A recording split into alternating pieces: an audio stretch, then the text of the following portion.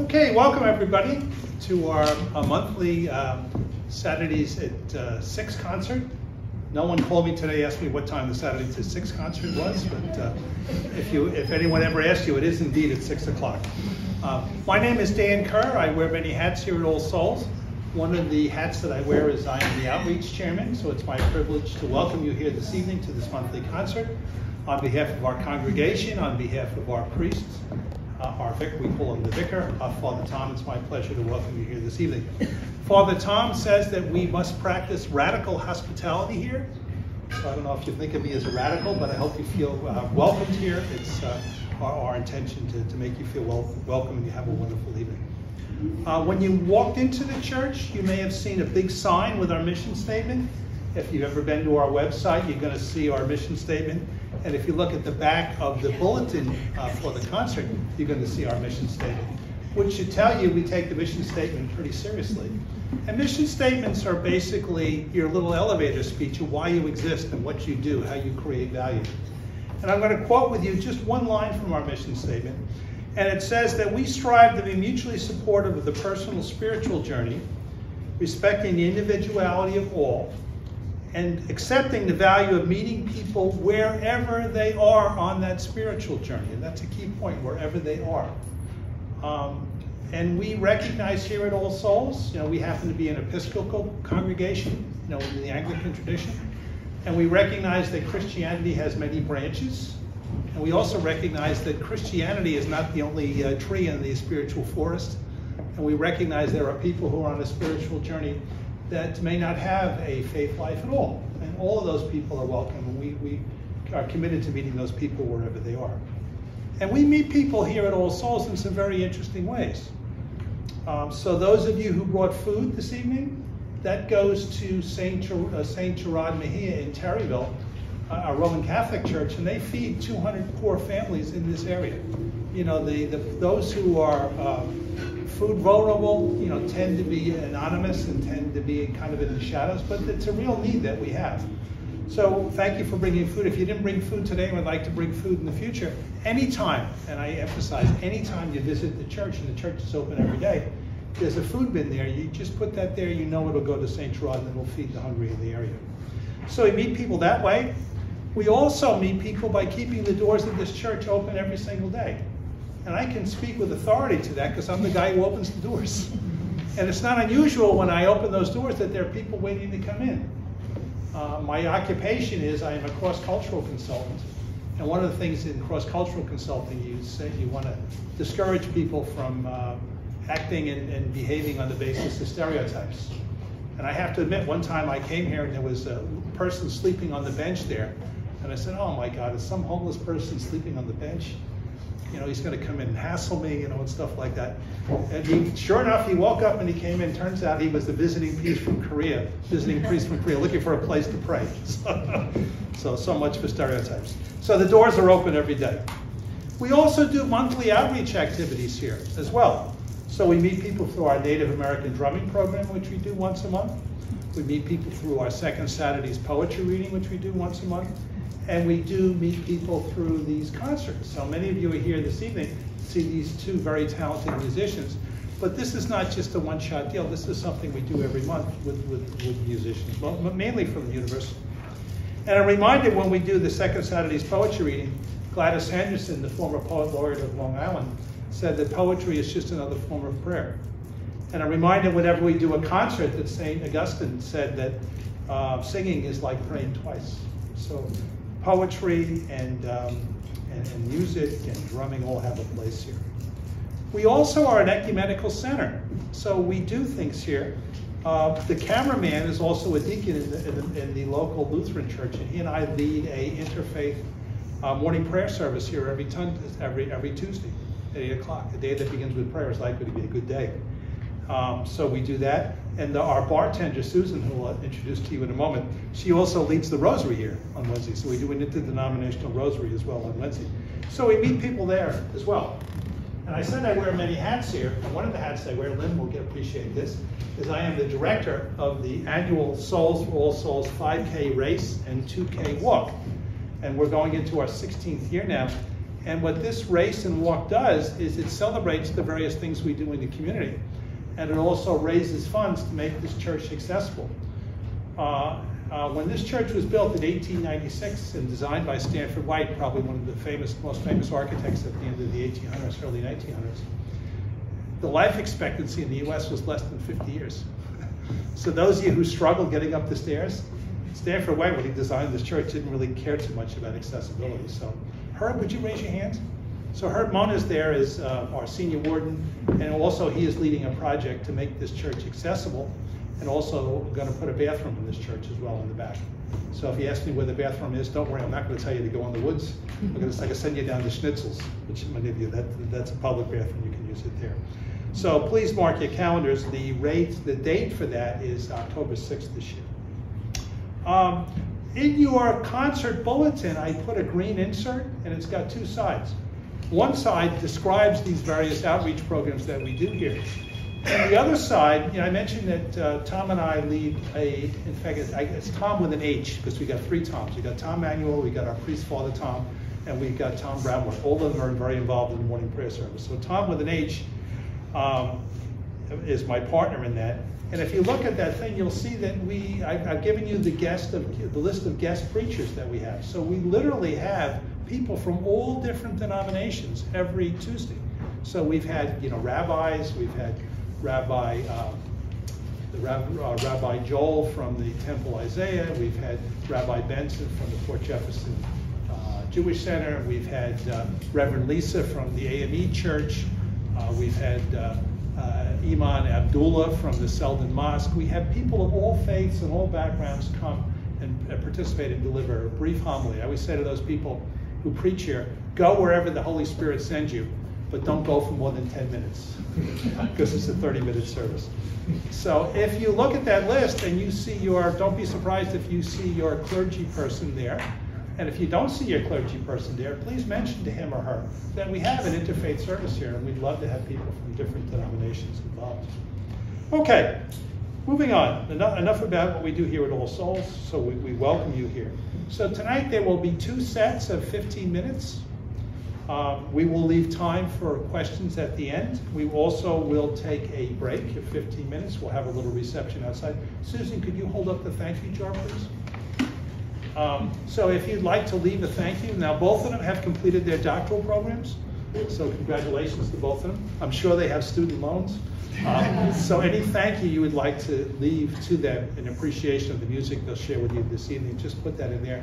If you see me counting it, don't worry, I don't keep any of it, all goes to them, but I'm a CPA, so I gotta count the money. Okay? And we'll get you out of here by 8 o'clock, so we will conclude by 8 o'clock. Okay, Susan, did I miss anything? Okay, move it along. Okay. So it is my distinct privilege to welcome the Dumitrascu and Gorgone string duo. They will perform a program of violin and viola duets from early 20th century Eastern Europe to present day Americas. So Joeen completed her doctorate of musical arts at Stony Brook University. She's trained as a professional violinist, pianist, and composer. She has performed extensively as a soloist, chamber musician, and orchestral player at venues such as Carnegie Hall, Lincoln Center, Corner Hall, La Scala, and last but not least, All Souls. She's been here a few times as well. Her recording career ranges from contemporary music to film and TV soundtracks. As a music coach, she trains young artists in the highly acclaimed Joyous Ensemble in New York City. And as a collaborative pianist, she has worked extensively in opera and musical theater. So welcome.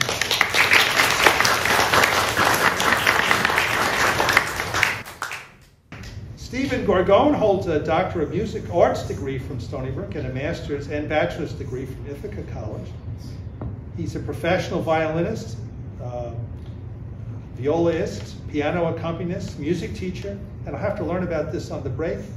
There's a guy with a PhD in culture, I don't know what this is, but I'm sure the musicians know, a Feldenkrais practitioner based on Long Island. So we'll learn about that during the break. Look forward to that. In addition to maintaining a thriving private teaching studio, he's an adjunct associate professor at Hofstra University. He's a founding member of the Whitman String Quartet and he studied with the Emerson String Quartet and performs as a violinist and violist with numerous other ensembles throughout Long Island.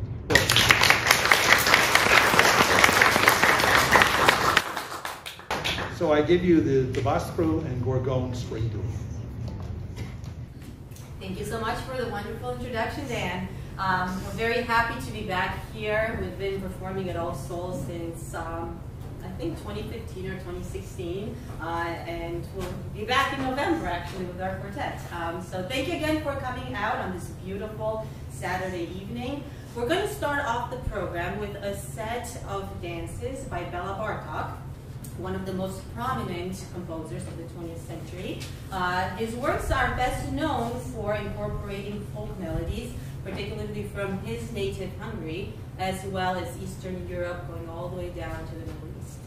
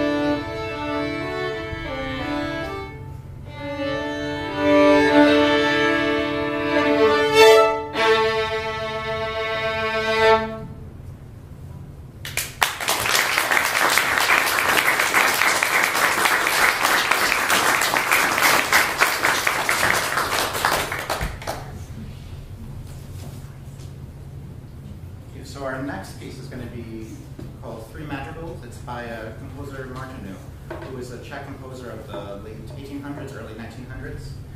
He wrote this duet for brother and sister, Lily and Joseph Fuchs. And Fuchs was actually a really well-known viola. She's the first to play the Bach cello suites and bring those to viola. Larry Dutton of the Emerson Quartet who taught me. So it's sort of it's nice, really popular violin viola work. So there'll be 3 movements here. Also based on some folk tunes, but a little bit less obvious than the bartok.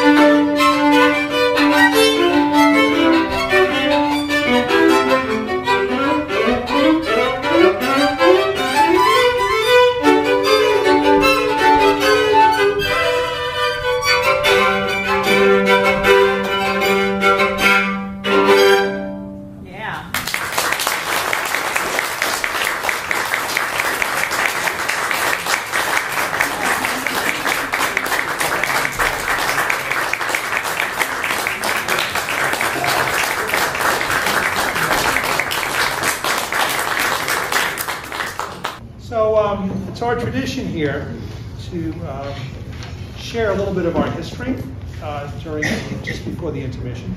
We've been here since the congregation has existed actually before the Civil War, and this building has existed since 1896. So those of you who are familiar with Stony Brook Village, you know how Ward Melville changed the village and all the changes that have taken place. One thing in this village that hasn't changed is this church has always been on the hill overlooking the village.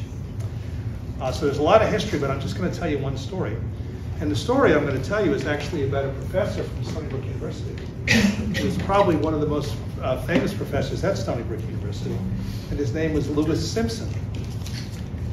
And he was a poet. I mentioned that we had a poetry series. So let me tell you a little bit about Lewis Simpson.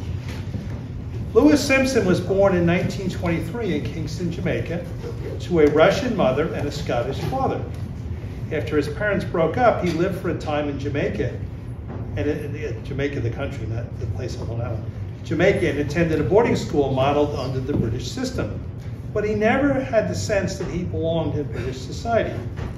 After his father's death, he moved to New York, where his mother had relocated, and lived with her for a time and began to develop a critical understanding of American sensibility, which he cultivated his entire life, including that his mother's family was Jewish and his paternal grandmother was black.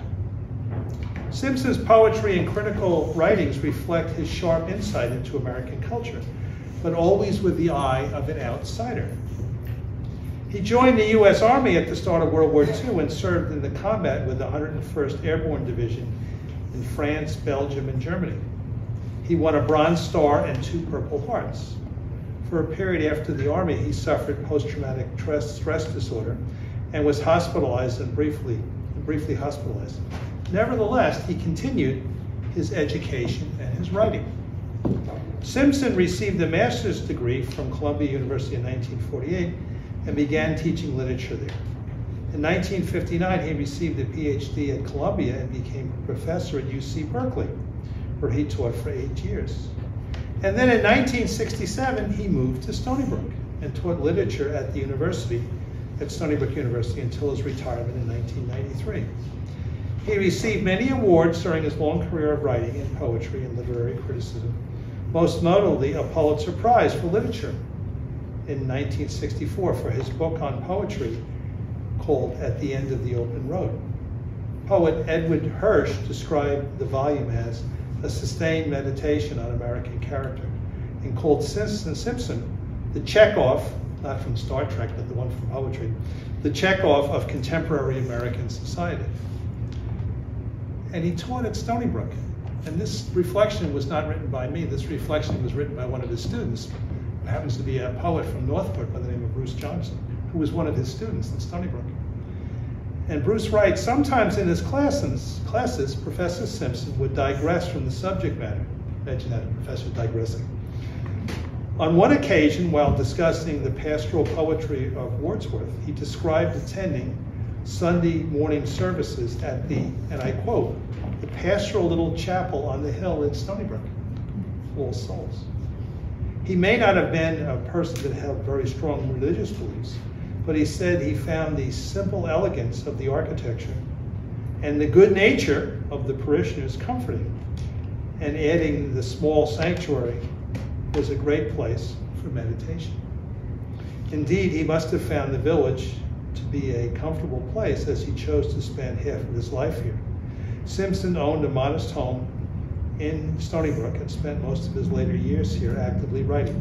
And he passed away here in Stony Brook in 2012 at the age of 89. So one of the many people who have come to this church for prayer and reflection. Okay, as we go into intermission, there is Susan, the bartender is outside, so normally I have Susan hold up a little jar in the back. So you can see the little jar in the back. That's the, if you want to leave a thank you for the musicians. Also, something I haven't mentioned before, if you want to be on our guest list, this is, you can receive invitations, give me your name, email. Please write legibly. I promise not to ask you for money. But what I will do is I'll send you invitations to the monthly poetry, the monthly concerts, and the monthly Native American drama. So just put your name and your email here, please try to write legibly. Sometimes when you try to send up the follow-up emails, it's a little bit challenging to read people's handwriting. So the intermission will be for 15 minutes. We don't have a pretentious person in a tuxedo ringing a bell, reading or hitting a triangle like you have at the net. You'll have me ringing the bell. I'll do my Quasimodo impersonation. So they'll tell you to come on back. We're serving 2 wines today. We're serving a Sauvignon Blanc from New Zealand, a white wine, and we're serving a Cabernet Sauvignon from California, a red wine. Unless you think all we do here is drink wine, we're serving water as well. Okay. I feel like a stewardess now. There are trash bins at the front. So there's a trash bin here, and there's a trash bin outside, so just put your empties in there, and I'll ring the bell when it's time to return from intermission, and I will set my clock to 15 minutes.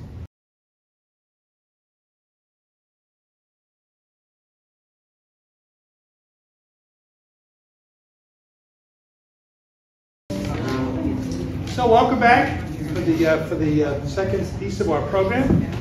And so let's welcome back the Dumitrascu and Gorgone string duo.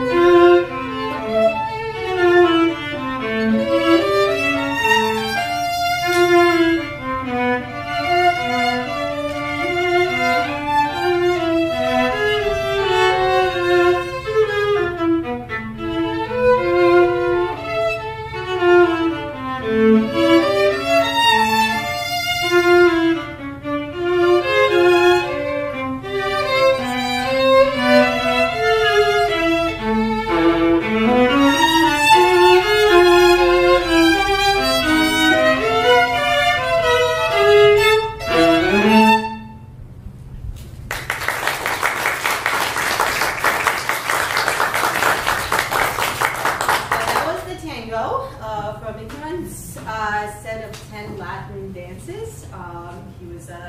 He is actually a British-based composer from Ireland. Moving on, we're moving to New York. Joseph Jones is actually a very good friend of mine. New York-based composer, known for his orchestral works. In the late 2018-2019, he ventured into chamber and solo music. And today we'll be presenting his dual sonata for violin and viola, which was composed last year.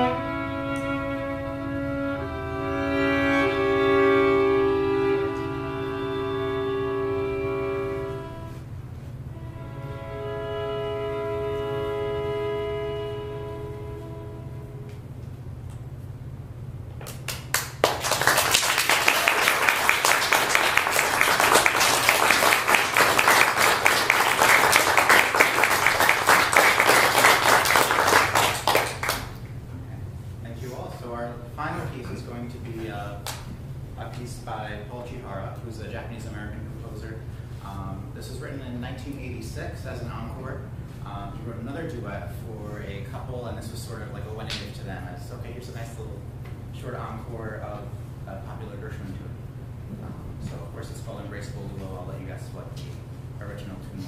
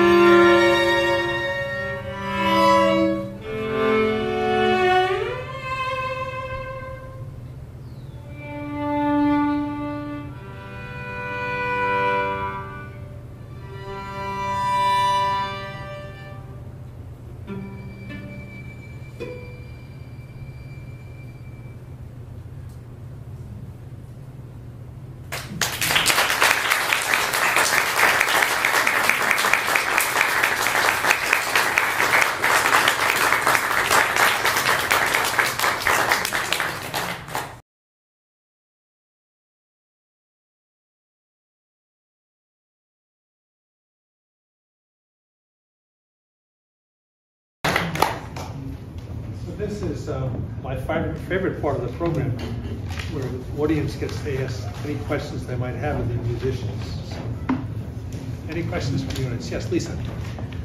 You guys were amazing. Your virtuosity is incredible. A question. Everything you played was sort of late 19th century into 20th to very contemporary.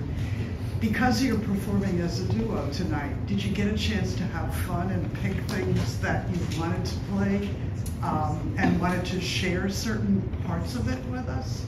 Yes, I mean, usually we try to make sure that the program makes sense, whether we link it by theme or chronologically or anything along those lines. So it's definitely something that we sit down and we talk about. And then we each kind of make suggestions, and we start with a very long list, and then, you know, we chip away at it until we come up to, you know, a list that comes up to about 50 minutes, 55 minutes of music, or whatever the time limit is. Yeah. Which of the pieces was the most challenging for you to coordinate and play? The Martineau probably, because it's longer. It's definitely more technically challenging, but it's challenging from beginning to end. But it's 3 pieces put together. It's like one big piece. So definitely length of piece makes a big difference. Yeah. And there's a lot of back and forth with that too. So it's very rhythmically it's hard. The notes are hard, so it's difficult on different levels. If that makes sense. Musically, it's hard. Other questions from the audience? Yes, Sue. You teach. What is the youngest student you ever had? Youngest I've had was 4. 4 years old. My goodness. Oh, this is in his 70s, right? Never too late. For me, 5, and she's still my student. She's 15 now. She's at Juilliard for the pre-college program. Congratulations. Thank you.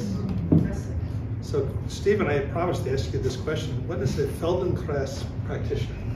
It's based on the Feldenkrais method. So it's sort of movement awareness method similar to Alexander technique. Sorry? Have you heard of Alexander technique at all? So it's a similar, just learning how to use your body more efficiently. Okay. So kind of helps a lot with very demanding physical. Okay, thank you. And Joanne, what is the Joyous Ensemble in New York City? Tell us a little bit. So that's the pre-college group that I helped co-found 10 years ago. They're now a little bit older, so now we have multiple performance teams, and they performed everywhere. They did the tree lighting ceremony in 2014 at the White House, and then they've appeared on the Ellen Show, Oprah Show, Good Morning America, Little Big Shots. Yeah, they've done quite a bit of TV work.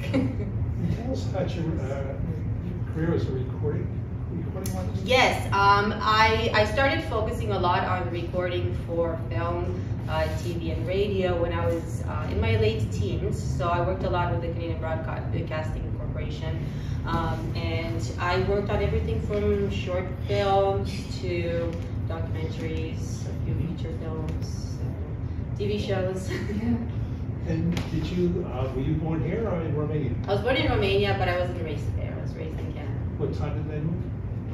When I was 5, that was mid-90s.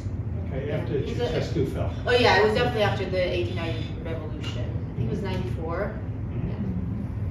Great. Okay. And how did you both end up at Stony Brook? Stephen, why don't you start? I was finishing my master's degree at Ithaca, and I was looking for somewhere with a DMA program that also was close to the city, so I could do the Feldenkrais training. And then I was, wonderful faculty. Mr. Quartet was there. Had some great people there. And where were you from originally? Orange County, New York, in Monroe. Okay, Monroe. Joanne? I actually met the Emersons when I was in my first year of undergrad in Toronto, and I was studying with one of their former students at the time, and so that's basically how I worked my way to New York. I went to Boston before New York, and then I decided to come here because of them. Right. Okay. Any other questions? Yes, up front. I've seen you guys play different configurations. Do you have a specific one that you like more? Quartet, quintet? Well, we started off as a quartet, and we still have the quartet. That's when we'll be back with the quartet in November. But occasionally we do break up into trios. It really depends on quartet availability. Sometimes we get booked, you know, a short notice. Sometimes it's a little bit ahead of time, and so we really have to work with everyone's schedule. So it's 4 people. Things will come up. There will be scheduling conflicts, and sometimes, you know, if a presenter or a concert host is open to having us as a duo or as a trio, you know, we'll take that because, you know, we've been like Steven and I have been performing together for 10 years, so it's always, you know, it's easy to program and it's easy to rehearse. So, any other questions? I'm glad you're coming back. Yeah. So what's the date? November? It's in November 2nd. It's the first Saturday, I think, in November. The first Saturday in 6. Yes, the first Saturday in 6. So looking at there are no other questions, I'll announce the next upcoming concerts, and I stopped in October. I didn't go ahead to November. So we're going to do something really different on July 6th. So July 6th, we're going to do something. It's an annual conference, annual concert. We're going to combine poetry, music, and Native American drumming, and it's called Conversations on the Sacred.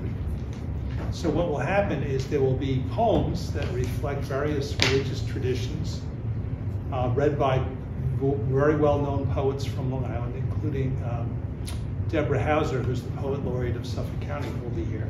So she'll do one of the readings. So there'll be a poetic reading which comes out of various traditions, going all the way back to Lao Tzu in China from the year 1000. And then each of the readings will be followed by a musical interlude. Some of those musical interludes will be by 2 students, Ford Forquin, I don't know if you know Ford. Yes. Ford Forquin and his fiance's name, Katie. Katie Irma. Katie, well, Katie, whose name is determined. So they'll do a musical interlude. Also, Dan Kinney, I mentioned this organ, it goes back to before the Civil War. Dan Kinney will do a couple of interludes on the organ. And also what will happen is our Native American drummer, who some of you know who've gone to Native American drumming, will do some drumming and do some flute work as well. So it's the one program a year where we combine the poetry, the concerts, and the Native American drumming. That'll be on July 6th. That should be very interesting. August 3rd, we've got a group that's never performed here, but they performed at the Methodist Church, very well received, called Eastbound Freight. So they are kind of a country gospel group. And then September 7th, we have an outreach to our Hispanic community. Francisco Roldan, he plays guitar music, beautiful guitar music from Paraguay and Brazil and Argentina. That'll be on September 7th. October 12th, we have Tom Manuel from the Jazz Loft, who many of you know. Tom will be bringing Tom Manuel and Gospel Road. They always fill the church, so get here early. They'll be performing on October 12th. And I believe it's the first Saturday in November, we'll have the Whitman Quartet. So you see Jolene and Stephen back with us. A couple of things before we close. If you want to be on our invitation list, please write your name and email here. Again, I'll just invite you to events. I won't ask you for money. And speaking of money, if you want to leave a little thank you to the musicians, there's a little bucket in the back. So let's give them a big round of applause.